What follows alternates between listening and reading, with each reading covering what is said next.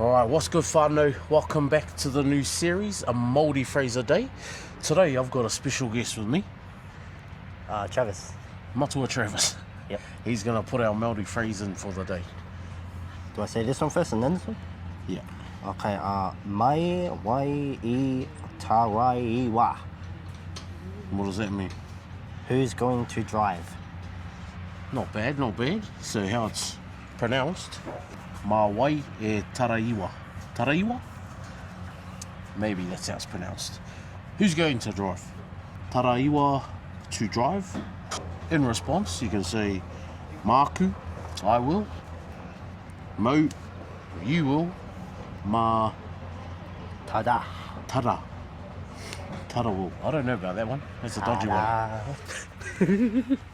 That's our Māori phrase for today, whānau.